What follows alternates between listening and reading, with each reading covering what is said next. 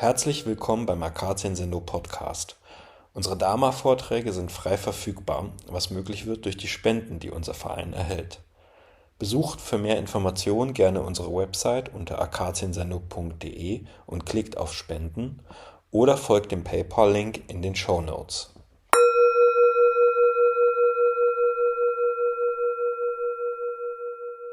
So again, welcome back.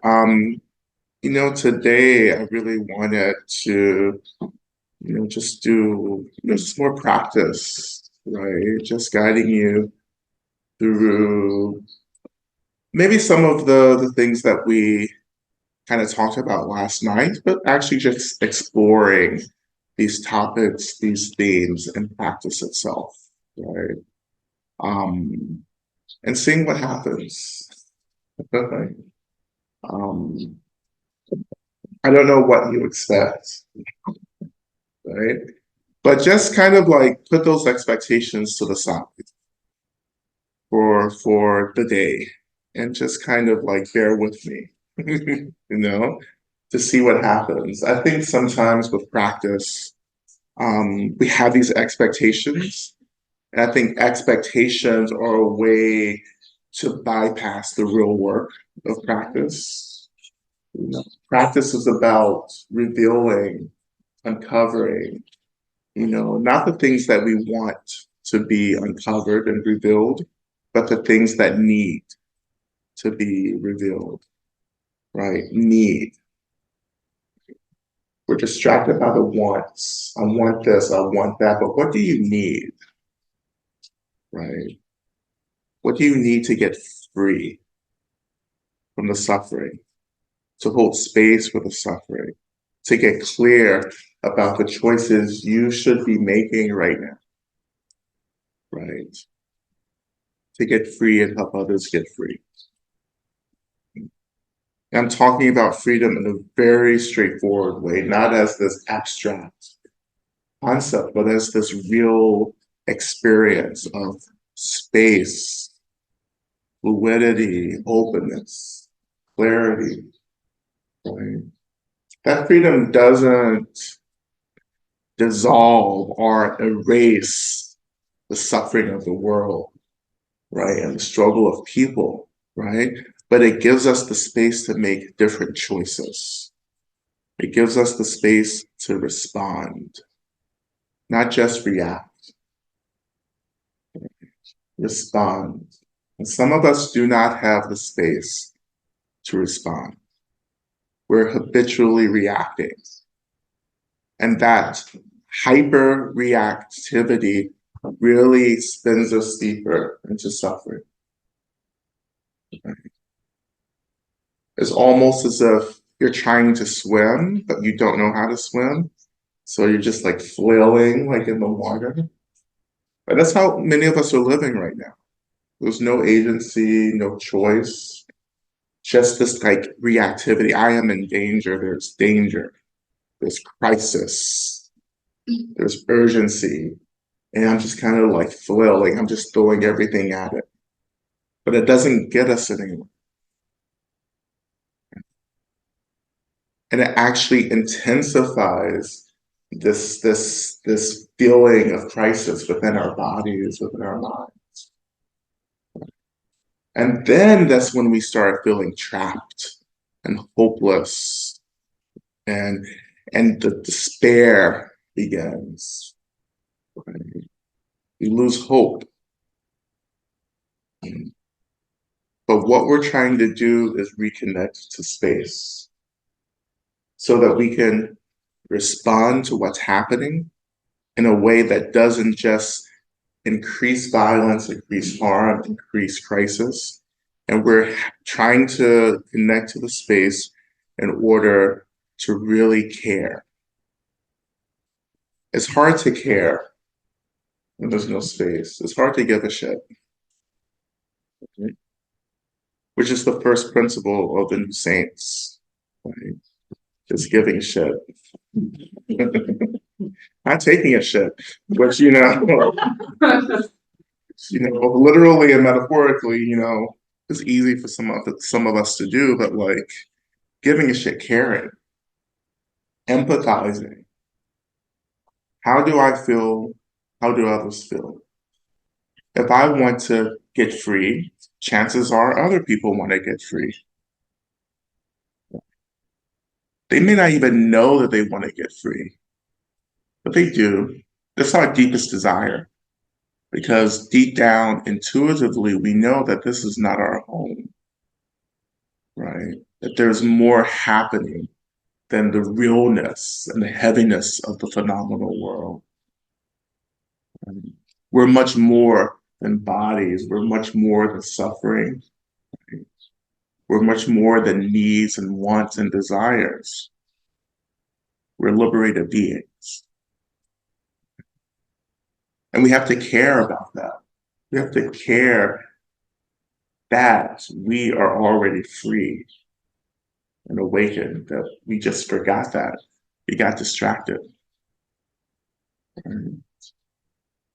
Which is really, the basis of so much of what the Buddha taught, particularly in the Satipatthana, right? The four foundations of mindfulness, which is the teaching, not actually about meditation. It's the four foundations is really not about how to meditate. I know that goes against everything that you've ever heard, but that Satipatthana is actually about remembering, right? Remembering. Something has been forgotten, and now we have to remember. We don't have any other choice. I mean, you do, like you always have a choice, right? But liberation begins with no longer giving yourself a choice. Is I will get free, I will remember, and that's it. Period. You always know what the choice is. You just don't want to take it. You just don't want to pick that choice. Liberation or nothing. That's it. And that's what the Buddha taught in the sutra. Yeah, let's remember, right? But to remember, we have to get focused, right? As we talked about last night, we feel so scattered. But let's start calling ourselves back together, reassembling, right? Because in English, right, remember can mean to recall, right? But look at it a different way. Remember also can mean putting back together, to remember, bring the members, the things, and reassemble them together. And we can't get free if we're just scattered messes all over the place. And some of us have really, really began to self-identify as messes, right? Which can be fun, Like I love my friends who are messes because they're the life of the party. Like they're the mess. They're gonna show up and say messy things and do messy things and cause all the drama, and that's great for 5 minutes. Right? And then you're like, okay, but for real. Right? Just let's settle down, the show is over, save the drama for the camera, right? But at some point we have to get serious and say, you know what, it's time to stop being a mess. It's time to stop being scattered all over the place. And it's time to start gathering myself together. And again, that's the work of love, as we talked about last night. Love is about reassembling, bringing back together. Right? And that primary method of love is deep acceptance, right? Holding space, acknowledging, holding, right? Love isn't about being excited about anything, right? I'm not excited in a real way. I'm not excited about liberation, right? It's more that that's just what I am, is liberated. Like my excitement, in a way, it's not, Sometimes excitement is misunderstood as like something brand new happening, but my liberation isn't new, right? Deep down, we're already free. We are already free in this moment. And we're just trying to focus our attention back to what that experience of liberation is, but core experience being wholeness. I am already whole, right? I just need to take that seriously. And that feels like just coming home. It's like, oh, okay, right? But we have to believe in our capacity to be whole. And love is how we do that. Not just for ourselves, but for all beings. Right? The love that I have for myself is the love that I offer to you. I can't give you anything that I don't have.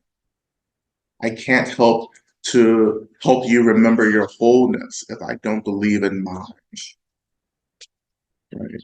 So in a way, this is a very personal kind of selfish thing that we're starting with. I know all of you love collective care, collective liberation, me too, but the collective isn't going to get you free, right? Like the collective, I can't just like, the collective isn't going to drag me to liberation. Each member of the collective must choose freedom for themselves. And then that choice becomes a collective choice. And then together we're supporting ourselves and each other moving towards that experience of liberation. And some of you struggle so much because you're in communities and collectives and groups where everyone actually isn't clear about what the hell you're doing. And that creates lots of conflicts. Because not everyone in the group is actually there to get free. Again, some people are there just to be a mess, which is just a distraction, right? And then you get really frustrated, right? Because why aren't people on the same page, right? People aren't on the same page because everyone has a different goal and intention. The same here. Like some of you came to have like a really good day and to like have fun with meditation. You know, hypothetically, I'm just putting that out there. Some of you are just like, yeah, I'm gonna get a little comfortable and have a Buddhist spa day. You know, um, yeah, maybe, yeah, but that has nothing to do with freedom, actually. That has everything to do with care. Yeah, we can feel care in our practice, but that care is what we need to get free. Right? So even our spiritual communities, our sanghas, if you're a member of sanghas and spiritual communities, I think it's difficult right now because you're beginning to realize that the people in the spaces aren't there to get free. And again, it's creating conflicts and misunderstanding. Not just in our spiritual communities, but just in the world in general. Like it's heartbreaking, like for people to really reveal what they think about things, right? And you're like, wait, I thought you believed in liberation, freedom, and justice and struggle. And you realize, oh no, I believe in freedom for these people, but not for those people. Right? This is a time of revelation. Revelation is heartbreaking. And this is why we have to start getting focused on what freedom really is for ourselves. We have to start caring about freedom, like real freedom. Even if you don't believe in relative social political freedom, right? Start believing. It seems impossible, but like in a way, liberation is kind of impossible. Right? It's impossible until you start working and you're like, okay, like the work presents itself to you and you say, okay, this is what I will be doing for a long time. So you get rid of like the timeline and say, this is what I'm doing. In this moment, I am choosing to get free.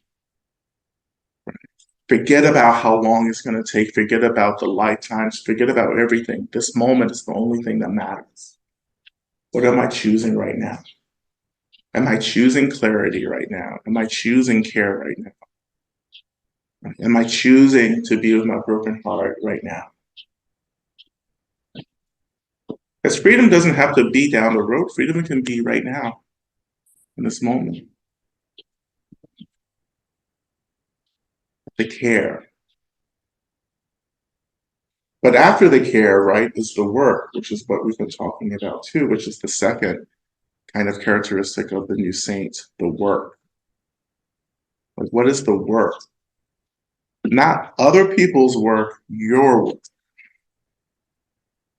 Because some of you are very busy doing other people's work. You know? And I ask you what your work is, you're like, I don't know.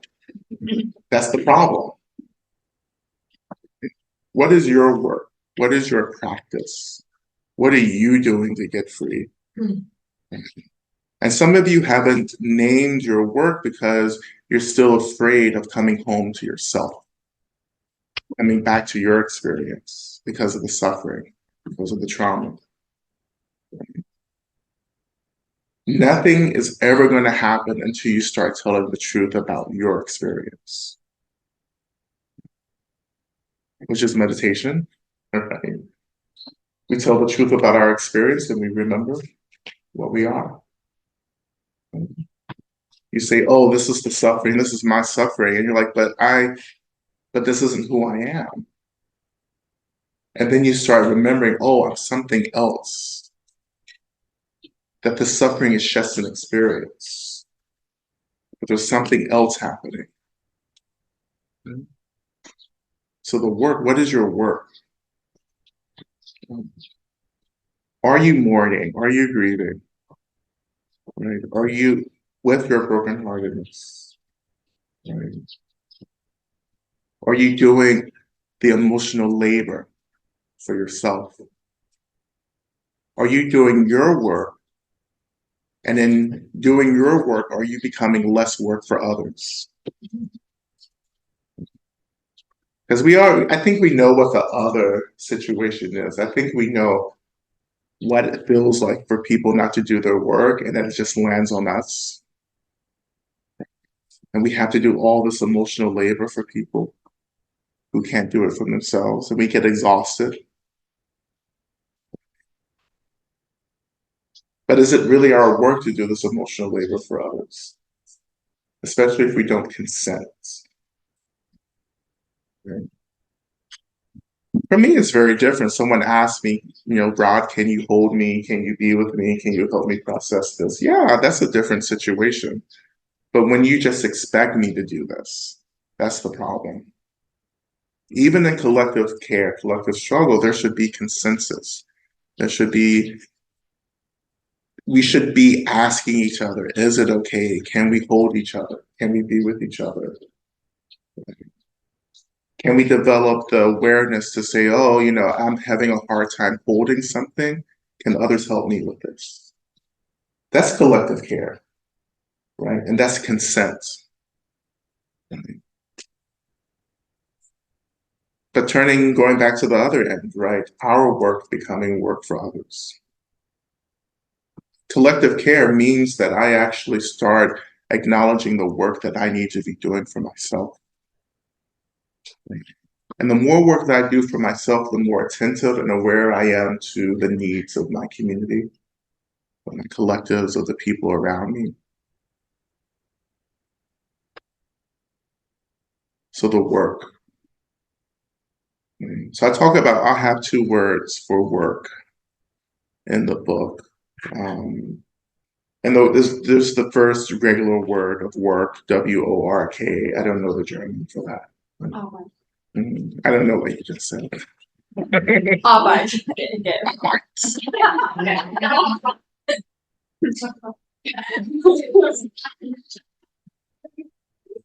That's right? So the regular work, practice work. But there's another kind of work that I talk about in the book. It comes from queer culture, like work. All right. I don't know if that's equivalent, but I don't know. No. So the work, right? And the work. It's when you get serious, you get fierce. Like sometimes we have to crank the work up, right? We have to slay, right? This is kind of what I talked about last night, the kind of fighting that we have to do to get free. That's the fight, the slay. You have to cut through shit, right? And that is an expression of deep care, deep compassion, right? In Tibetan Buddhism, we call it wrath, like wrath. And wrath has nothing to do with anger, right? That's a misunderstanding within the tradition. Wrath is about direct care, direct compassion. You know exactly what needs to be done, and you do it. And you do it, and you don't care about what happens in terms of if people will like you, if you will be celebrated, or if you're going to get invited back. Like you're absolutely sure something needs to be said and done to free people from suffering, and you do it. And you may be resented for it. But that's often what real liberation costs. Again, if you choose to get free, you have to let go of wanting to be liked and celebrated, because you become a mirror for people, reflecting back to them their work. Right? That's uncomfortable. Some of you are already doing that really well. Right? You're the one who shows up really clear, really grounded in care and love, and you're just reflecting people's work back to them. And it feels relentless. Right? And if you're doing that, then yeah, you're probably getting blamed for all the conflict in the community. But you just won't be quiet. Like you have this integrity, right? That's really strong and clear. And it's hard to be in a relationship to that, because you're always, as someone in relationship with another person with this kind of integrity, like you're just always being reminded of the work that you're not doing. It's exhausting.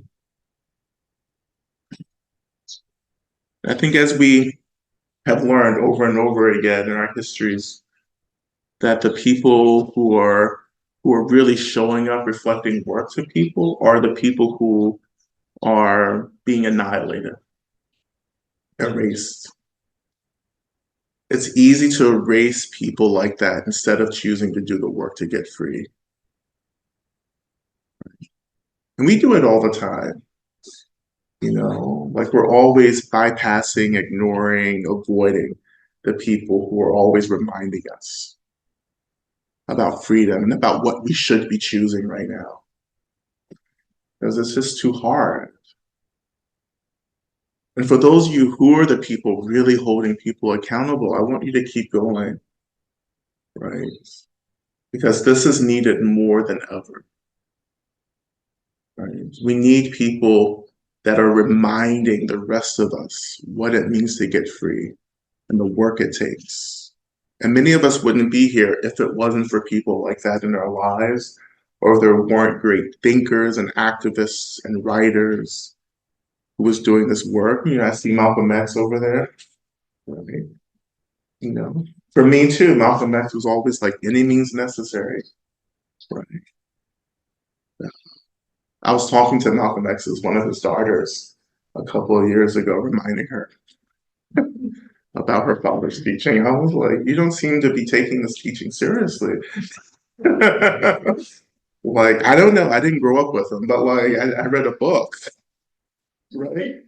By any means necessary. Sometimes they think, you know, I'm the Buddhist and they invite me places. You know, they think I'm supposed to be the pacifist, you know, and the peacekeeper. I'm just like, burn the shit down. It's in the way. It's in the way. We have to burn it down, right? They're like, that's not really Buddhist. I'm like, I don't know what kind of Buddhist you're thinking of, you know. But if it's in my way to getting free, then it has to be cut through. That's wrath. Right? This wrath isn't about being nice. Right? It's about saying this is how we get free, and this is what we do by any means necessary. Right? And so there's the work and the work. Right? And then when you find your work, you do it. It's really simple. I mean, it really, like, you have to really push people into this. Like, people are like, oh, yeah, I can just do this meditation. But they think thinking about the meditation is the work. In the same way, loving freedom is not the work of getting free. Right? Reading a book about freedom is not the work of getting free. It's part of the work. It's not the work, right? The work of liberation is the action of liberation. What are you doing? Right? So when we think about compassion, right? Compassion, so many people in communities like this, they love compassion and they sit around and talk about compassion all day long, but they're the meanest motherfuckers ever, right? I mean, it's true. Like, I've had some of the meanest experiences in spiritual spaces where people are like really, all about compassion, but they do the meanest things, right? So compassion must evolve from just an aspiration into action. What am I doing to get free? Right? What am I doing? Where is the struggle? If you're not struggling, you're probably not working. Right? Or if it's really easy, then it's probably not your work. Right? That's the other thing. You may be saying you're working. Yeah, you're working, you're having a good time. I doubt that that's your work. Right? You should feel the resistance in the work that you're called to do. Right? That resistance is changing you. It's shaping you. It's cutting through all these layers that need to be cut through. The friction, all of that is just rubbing together. That's the struggle. And you're being shaped into something else, right? Into something more direct, something more authentic. So easy work is where we hide out. Right? It's what we claim to be the work to make ourselves look good. Like in America, and some of you are Americans here too. We love to do land recognitions. It's the whole thing. I do that too, right? Like, we're remembering, the indigenous people of the lands that we're on. We're remembering the indigenous names of the lands. And then people just stop there and continue to buy their properties, and continue to, to be on land and have no deep personal connection with the land. The land is just this object, that you're just walking on and living on, but the land isn't conscious. But still, we know who the land belongs to, right? So that's like easy work. But what's the real struggle of land acknowledgement? What's the real struggle there? What does it mean to acknowledge land and then to be engaged in helping to return that land back to the local indigenous community? What's the struggle in being on land, asking the land for permission to reside on it, to be present on the land? What does it mean to caretake land in the same way indigenous communities did? That's the work, right? And that's not easy work, right? So again, the point of this, if it's easy, it's probably not your work. But if you seem to be struggling, it's probably your work. So think about the thing that seems impossible to do.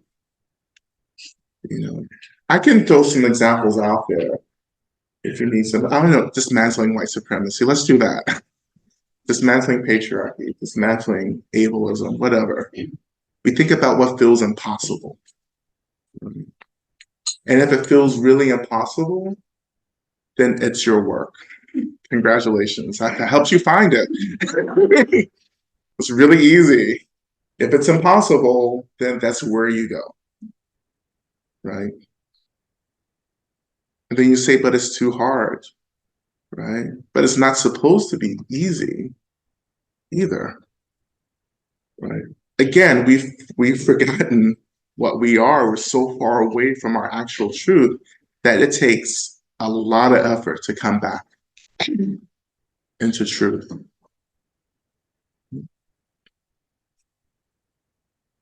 So that's the work, right? And then, of course, the fourth part here is that you just keep doing the work. There's nothing glamorous about this, right? This isn't exciting necessarily. It can be exciting, it's not glamorous, you're not gonna I don't know, be celebrated necessarily, right? It's gonna feel messy and overwhelming, but that's it.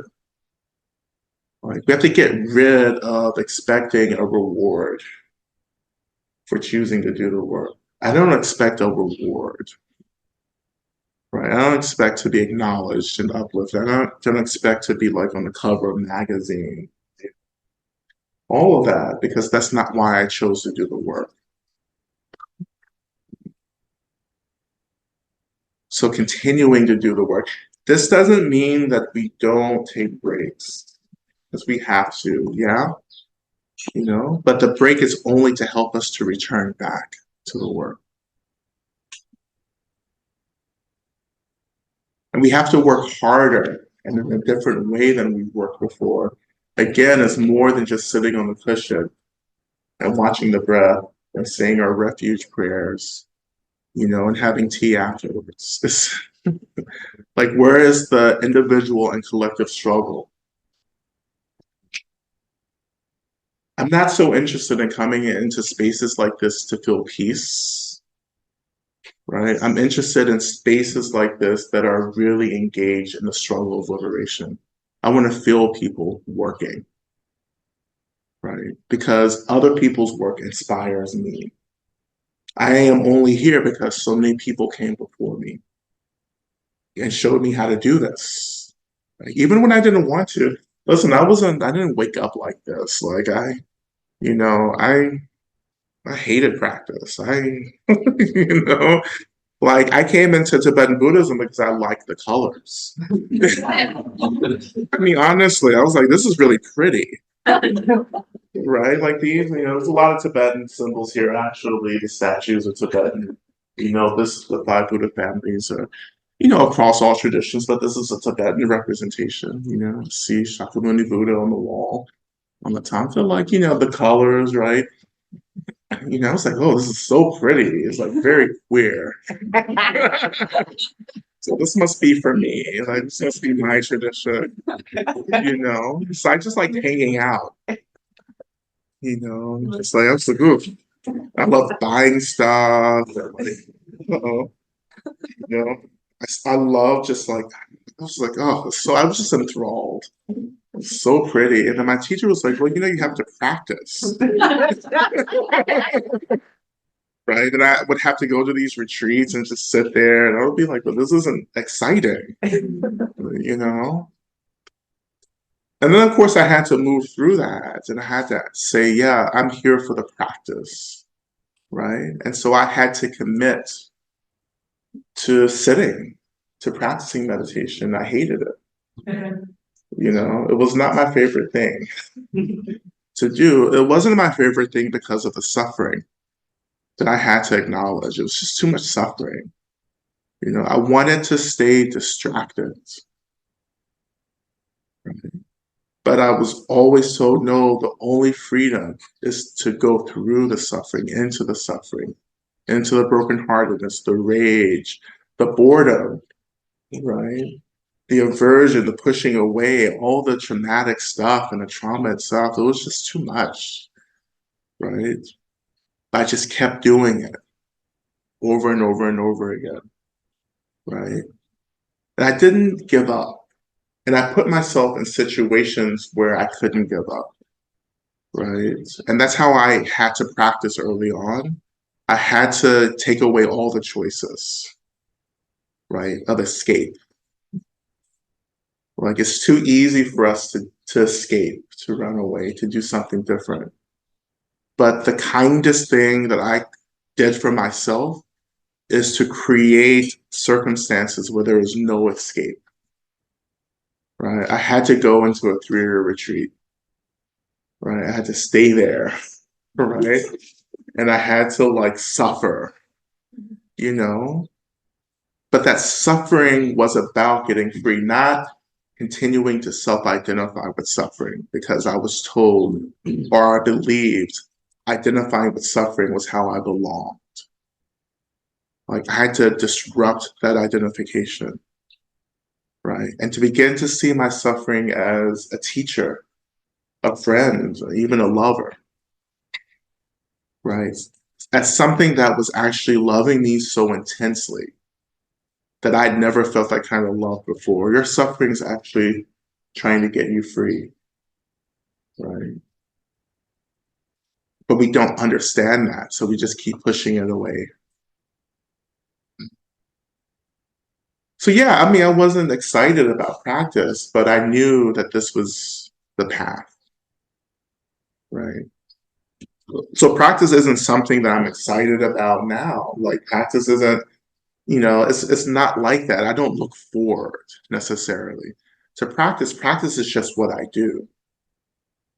It's like being excited about breathing, or something that we do naturally that we don't think about, right? You have to get practice to the point where it's just natural, right? It's deeply internalized. It's just what you do, right? It's not something I'm sitting around thinking about. Am I going to do it or not? No, it just happens. Right? It just happens. And that comes with doing the work over and over and over again. It becomes normal. Practice becomes normalized, like many of our bad habits are normal, right? We're retraining ourselves, right? To pay attention, to be aware, which is the core here. The awareness is helping us to remember what we are. We just do it.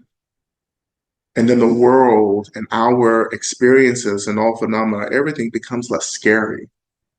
Like, in a way, everything becomes normal. Of course, yeah, there's the suffering. There you are, right? Like, it's not this event. Like, of course, there's a brokenheartedness. Of course, there's the rage. Yeah, there it is. Normal. And then what's also normal is the way that I hold space for it. You know? We start being less afraid of ourselves. That's the work that I want to see in spaces like this. Right? It doesn't center comfort. It centers struggle. And the space that opens around struggle and getting free.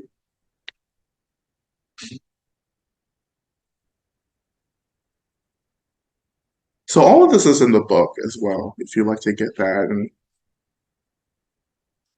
And but another piece, that I want to kind of point out, that kind of helps frame the structure of what we'll be getting into soon, is what I call the 4 yogas of the new saints, the 4 yogas of the new saint. And so when I was thinking about the new saints, and just, backing back, I know I should have talked about this last night, but there were other things that needed to be said. New saints, so Love and Rage came out in 2020.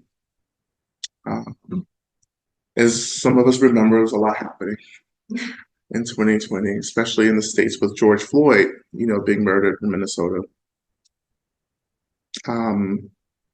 And so Love and Rage came out, helpful for people. And then I started thinking, about what else people needed after that. And so this idea of the Bodhisattva, which is key in Buddhist traditions, the Buddhist saints, really, it was something I started thinking about a lot. And I, of course, I work with activists and so forth and organizers. And so I was working with organizers, online, right after Love and Rage came out. And I just started thinking how wonderful it would be if these organizers who weren't Buddhist at all, who weren't really practicing meditation necessarily, could have access to the Bodhisattva tradition and how they could get inspired from this tradition. Because they would never go into a Buddhist center. They would never read a book about the Bodhisattva, right? And I said, okay, I'm going to retranslate the Bodhisattva, for, particularly young people, activists, organizers, for people essentially who would never come into a Buddhist center. Some of you would never come into a Buddhist center unless I was here. Some of you have never even been into a Buddhist center, so this is freaking you out. Like, what is this? This isn't even a Tibetan Buddhist. Like, when do you start getting into that kind of tantric kind of setup? You're like, ooh, I have to leave. This is very clean, But again, some people look at this and say, nope, that's not for me. It doesn't matter how beneficial this could be. This isn't for me, right? So this is who I was writing the book for. I was like, okay, you won't come into a space like this, so I'll just come to you, I'll just write a book for you. And of course, the phrase, the new saints, this new kind of sainthood. It's not about being special and divine, like these, the saints that some of us have studied growing up, or even the bodhisattvas, right?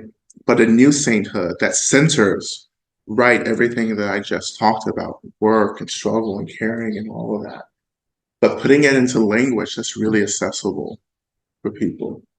Not creating a book or writing a book that's like, okay, here's what you should be doing and go do it. But writing a book that says, okay, this is what I did, right? To show you what the work looks like, to show you what the work looks like, not to tell you about it, to show you, right? And I said, that's what the new saint is. The new saint embodies this path of liberation in a way that's direct and clear for the people that they're living around. And that's where the book comes from. It's that aspiration. Right? So I, came up with these 4 aspects of the Bodhisattva, right? Which is, caring and work, and so forth. And then I started thinking about this idea of the 4 yogas. And these are just larger frameworks that guide the work. So these 4 characteristics that we just talked about is what the Bodhisattva does, but the 4 yogas is how, though that work is framed within a larger perspective of liberation. And so the first of the yogas is dreaming. So dreaming, imagination, we're trapped, basically.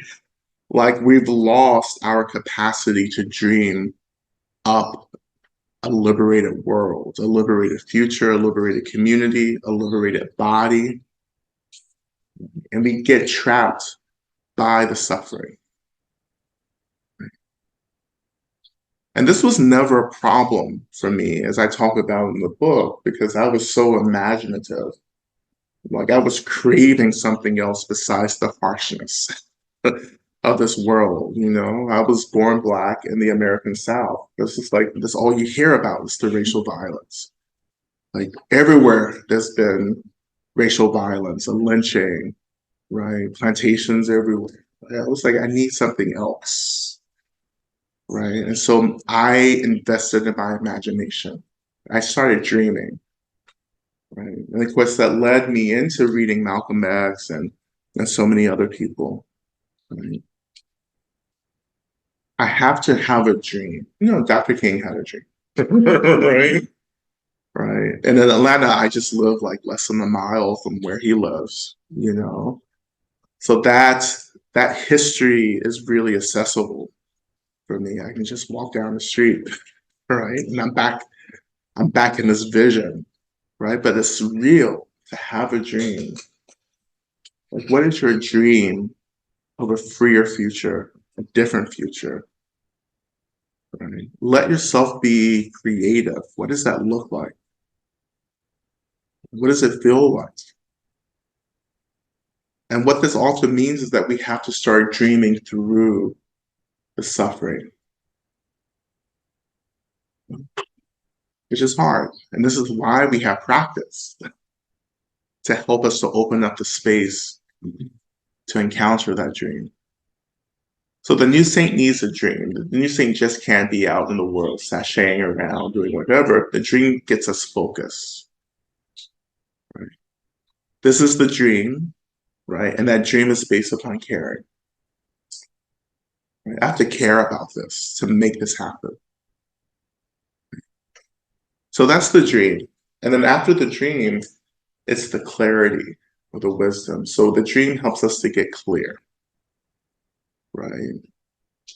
Right. So the dream, so we have the dream, and then from the dream, we say, okay, what is it that I need to be doing now? What is the work? What are the choices that need to be made?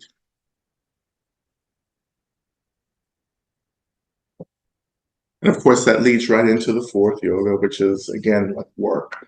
Always going to be work. Like, what am I doing? Right? What's the struggle? Again, if everything is absent of struggle, then you're not getting free. You're not doing the work. But the fourth of the yogas, is care. So at some point, you actually have to ask yourself, what do you need to get free? Like, what are the resources? How do I take care of myself? How do I take care of my communities? How does my community take care of me? Where's the care? You can't get free depleted. And so many of you are trying to do that, and it's not working. Right? Again, all of these examples come from the Buddha, right? The Buddha tried to get free by like pushing his body to the side and realized nothing was happening. And then he had to come back to reality, tell the truth about his body, take care of his body, and then he achieved enlightenment, right? I think that's an example we need to follow. Deep care of our bodies. What does it mean to care for ourselves? What does it mean to open up to the care that so many others are trying to offer us? Because that's also a huge obstacle for so many of you. You don't trust how people are trying to care for you. You want the care to be different. Like, this isn't what I ordered, so you can keep this, right? That so much of that comes from trauma. Some of that comes from the hurt we've experienced from conditional care, conditional love, right? So it's hard for us to trust that someone's trying to take care of us with no agenda, with no expectations from us. And this is what we're going to practice today too. How do we just open up to the care? How do we create a safe space around us to open up to deep care and just feel that, drink that in, to be deeply loved and cared for is what all of us are craving and needing. Right? This whole reassembling that we talked about, this coming back together, it's about being resourced. It's about being full. It's about being rich. Like, it's opulence, which I talk about. I have a whole chapter on what I call the four what do I call them? The four,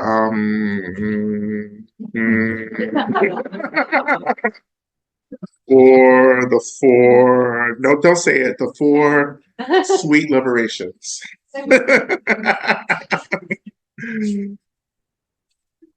The problem is you write a book and then you forgot what you wrote. Because there's so much and you're like, this is my third book and I just actually forget where I wrote about stuff at, you know? The Four Sweet Liberations, which was inspired by one of my heroes, Andre Leontali, you know, who was a fashion icon who died about 2 years ago now from COVID, or from things related to COVID, rather. The Four Sweet Liberations, I can talk about this later too, is just what do depleted people need, right? Particularly historically marginalized, suppressed people need, right? What have we been kept away from that we need to start embracing, right? So it's like the four Rama Viharas, like that you may study the four limitless, you know, whatever's. Like everything's going out the door. But these four like qualities like joy or kindness, wisdom, something that we practice in Buddhism. So it's like a reverse almost of that, or a deeper exploration of energy. That's why when I talk about care, I'm talking about energy, right? How do I open to the energy that I need to get free, right? Freedom is work and you need resources to work. Like you can't keep moving through the world depleted. You can't stay depleted because there are other people who are depleted.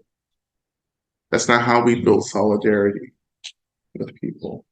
Solidarity through depletion is not liberation work, right? That's another kind of mindset that keeps us kind of trapped within these systems of violence. Like, depletion is violence, right? So to start disrupting these systems, we have to actually start care, getting care, opening to care, feeling the richness of beauty and opulence and pleasure, right? Not just the abuse of pleasure, not just the fixation on pleasure, but pleasure as liberation, right? Pleasure as an introduction to space, which is our true home, right? Like pleasure, leisure, opulence, beauty, right? You have a right to that. It's okay to experience beauty. It's okay to experience opulence. Abundance is another way we describe opulence. Abundance, a lot, richness, you know? And just, noticing how you're just afraid of that, right? Because you read it as overconsumption. That's not what we're not talking about materialism. We're talking about energy. Right? I'm not talking about gathering shit. I'm not talking about being rich and having houses and cars, and gold and silver or whatever. I'm not talking about that. I'm talking about energy. I want to feel this. I want to feel worthy. I want to feel abundant. I don't want to feel depleted anymore. I want to connect to the beauty of the world instead of always pushing it away. I want to be beautiful. I want to be beautiful. It has nothing to do with what other people think about me. How do you open to that and see that as part of the struggle to get free? Right? That's care. That's part of the care work.